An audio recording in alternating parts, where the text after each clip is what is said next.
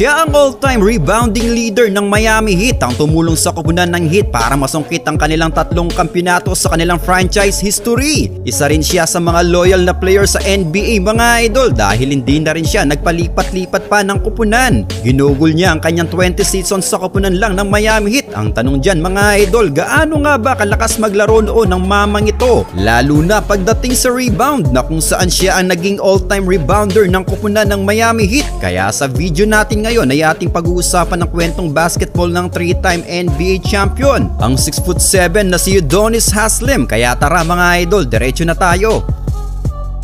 2002 NBA draft na magbaka sakali si Udonis Haslem na makapasok sa liga ng NBA. Siya ay may edad na noon na 22 anyos, ngunit dahil lack of size itong si Haslem bilang forward, may listed height lang kasi siya noon na 6'6", ay naging hadlang nga ito sa kanya. Walang kupunan na nagka-interes sa kanya noon mga idol. Sa madaling salita ay naging undrafted nga siya noon. Sumubok siya sa training camp ng Atlanta Hawks pero hindi pa rin pinalad ito na makapasok sa kupunan. Kaya sa taong ding yun na mabigyan naman siya ng pagkakataon na makapaglaro muna sa isang Friends Professional Basketball Club. Nakapaglaro siya ng isang season sa ligang ito na umaverage ng 16.1 points at 9.4 rebounds per game. Naging stepping stone naman ito para kay Haslem noon mga idol dahil tinadhana nga yata na maging undrafted siya noon. Dahil August 6, 2003 nang dumating na nga ang tamang pagkakataon para kay Haslem para makapasok na sa liga ng NBA. Dahil sa petsang ito nang papirmahin siya ng kanyang hometown team ang koponan ng Miami Heat para maglaro sa kanilang koponan. Dahil alam nyo ba mga idol na tubong Miami talaga itong si Haslem, dito na siya pinanganak at lumaki. Kaya ang pagkakakuha sa kanya ng Heat noon ay ibang saya ang naramdaman ni Haslem dito.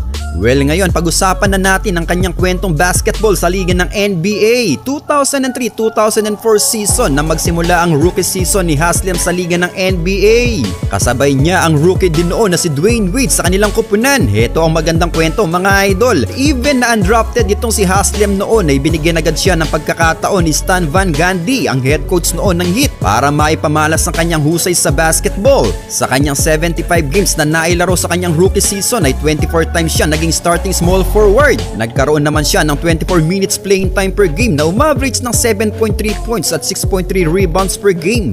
Well, malaking tulong na rin ang nagawa niyang ito sa koponan mga idol. Kaya naman nakasama pa nga si Haslem noon sa NBA All-Rookie Second Team sa season na yon. Pero sa sumunod na season lang, 2004-2005 ay mas lalong nagpakitang gilas itong si Haslem sa koponan. Mas humaba ang kanyang nilalaro sa loob ng court noon mga idol na nabibigyan ng 33.4 minutes playing time per game. Hindi naman sinayang ni Haslem ang pagkakataong ito dahil sa kanyang 80 games played sa season ito ay umaverage siya ng 11 points per game at 9.1 rebounds per game. Well, bilang small forward mga idol ay mataas-taas na ang kanyang rebounding stats na ito. Sa season din niya ito nagawa ang kanyang unang career high in rebounds in one game. Ito ay noong February 23, 2005 versus Indiana Pacers na magtala siya sa laro nilang yon ng 11 points and 18 rebounds. Talo nga lang sila mga idol. Well, unti-unti na nga lumalabas ang potensyal ni Haslem. Ang malupit pa nito mga idol ay naging malaking parte siya noon sa postseason game ng koponan. Kasama na nga nila dito noon si Shaquille O'Neal kaya umabot nga sila noon sa Eastern Conference Finals. Isa na nga ang Heat noon sa top contender team sa East dahil winalis pa nga nila sa round 1 at semifinals noon ng New Jersey Nets at Washington Wizards. Ngunit hindi nga lang sila pinalad na mapatumba noon ng Detroit Pistons kaya nabigo nga silang makarating noon sa 2005 NBA Finals. Pero sa sumunod na season lang mga idol, 2005-2006 season, dito na nabuo ang super team ng Miami Heat nang magsama-sama na ang mga veteranong superstars sa liga. Na-acquired kasi noon ng Miami Heat sila Gary Payton at nagbabalik naman si Alonzo Mourning para tulungan sila Dwayne Wade, Shaq at Haslem na makarating sa NBA Finals. Well, kahit na puro superstar na ang roster ng Heat noon mga idol ay nananatiling starter pa rin itong si Udonis Haslem. Malaking tulong pa rin ang inaambag niya sa koponan.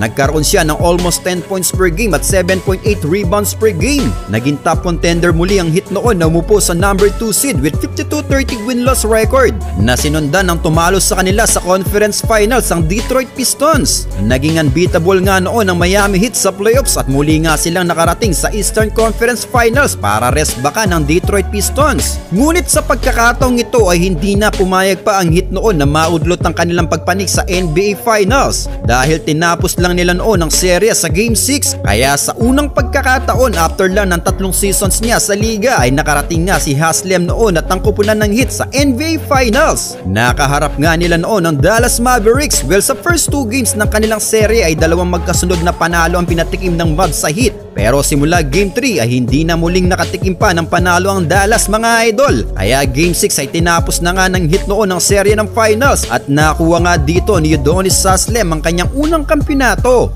November 10, 2006 versus New Jersey Nets after ng kanilang kampyonato nang makuha naman ni Haslem ang kanyang career high in points in 1 game. Matapos siyang magtala noon ng 28 points and 12 rebounds. Actually, 2 beses niyang nagawa ito sa koponan ng New Jersey Nets mga idol. Nasundan ang kanyang pangalawang 28-point game noong November 14, 2009 naman nang pumuntos din siya ng 28 points and 9 rebounds. Well, talon tayo sa 2011-2012 season nang makasama naman niya ang Big 3 ng Miami Heat noon na sila Bosh Wade at LeBron James. Pero sa pagkakataong ito mga idol ay tinanggal na sa starting lineup ng Heat noon si Udonis Haslem. Sa kanyang 64 games played sa season na yun ay 10 times na lang siyang sinalang sa starter. Binawasan na rin ang kanyang minuto sa 24 minutes playing time per game kaya bumaba na rin ang kanyang output sa 6 points at 7.3 rebounds per game. Pero ganun pa man mga idol ay ginagamit pa rin naman siya bilang quality bench role player. Well, masasabi natin na paderang koponan ng Heat noon mga idol. Nakarating muli ang Heat noon sa NBA Finals na nakaharap ang Oklahoma City Thunder. Sila Harden, Westbrook at Durant pero hindi sila umubra sa Big 3 ng Heat noon mga idol. Kaya nakuha nga dito ni Haslem ang kanyang pangalawang kampyonato. 2012-2013 season nang makuha ng Heat noon ng kanilang back-to-back championship. Ito ay kontra naman sa San Antonio Spurs. Kung maalala nyo mga idol, ito yung nakapag-comeback pa sila dahil sa famous 3-pointer noon Ray Allen sa Game 6. Dahil nga doon mga idol ay napuwersa pa nila sa Game 7 ng serye ng Finals. At sa huli ay nakuha pa nga nila ang kampyonato kaya ito na rin ang pangatlo at huling kampyonato noon ni Udonis Haslem.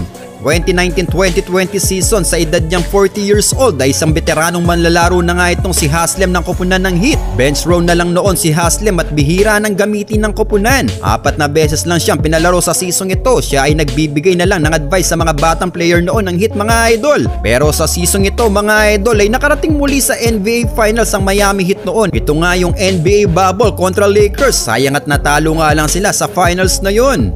2022-2023 ang kanyang huling season sa liga ng NBA. Well, siya na nga ang oldest player noon sa liga na may edad ng 43 years old. Nagkaroon pa ng pagkakataon na madadagdagan sana ang kampyonato mga idol dahil muli pang nakarating ang Heat noon sa NBA Finals. Ito naman ay kontra Denver Nuggets pero tinaob sila ng Nuggets sa serie ng Finals na yun. Kaya after ng Finals na yun ay tuluyan na nga nagretiro sa liga ng NBA si Udonis Haslem. Tumagal ng 20 seasons ang kanyang karera sa Miami Heat at nagtala ito ng 5,791 rebounds na kung saan siya nga ang naging all-time rebounding leader ng Miami Heat. At bilang parangal sa kanya, hindi man siya superstar ay niretiro naman ng Heat ang kanyang jersey number. Well, kayo mga idol, ano ang masasabi nyo sa naging karera ni Udonis Haslem sa liga ng NBA?